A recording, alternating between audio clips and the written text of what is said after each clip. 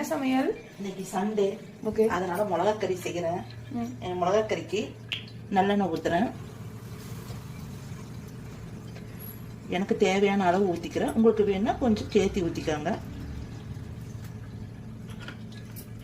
எண்ணெய் காஞ்சதும் கடுகு போட்டுடலாம்.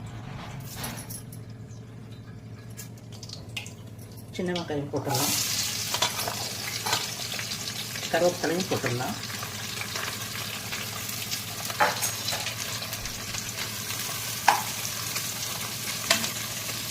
வணங்கணும். அது ஒரு கலர் மாறணும்.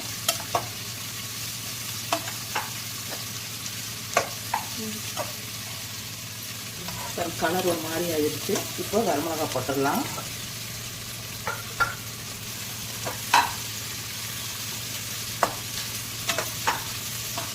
எனக்கு மிளகா காரத்துக்கு தகுந்த மாதிரி போட்டிருக்கேன்.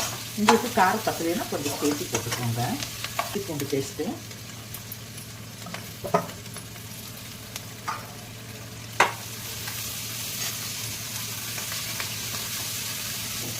நல்லா பருப்பு வதங்கி வச்சு அதுக்கப்புறம் சிக்கனை போட்டுடலாம்.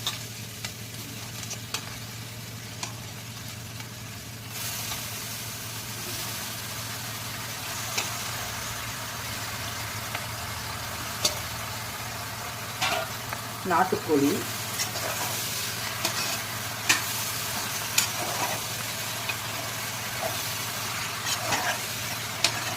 கொஞ்சம் மஞ்சத்தூள்,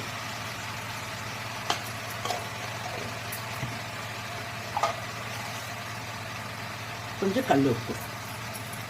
நமக்கு தேவையானது கல் உப்பு போட்டுக்கலாம். பத்தலைன்னா கொஞ்சம் போட்டுக்கலாம்.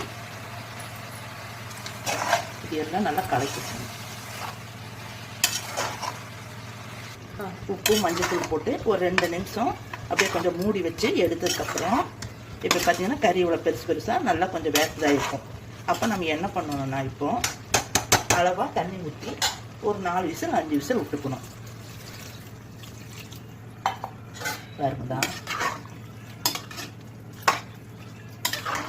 இப்போ விசில் போட்டுடலாங்களா?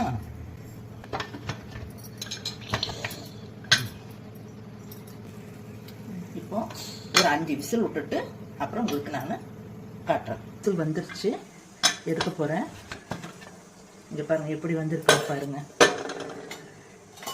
தான் நல்லா வாசமாக இருக்குது. நாட்டுக்கோழி பொறுத்த அளவுக்கு நீங்கள் நல்லெண்ணெயில் செஞ்சிங்கன்னா நல்லா டேஸ்ட்டு கொடுக்கும். செஞ்சு சாப்பிட்டு பாருங்கள். இப்படி கட் பண்ணி இப்படி போட்டுக்கோங்க. டேஸ்ட்டாக நல்லாயிருக்கும். லவ்வோடு செய்யுங்க. சமையல் சூப்பராக இருக்கும்.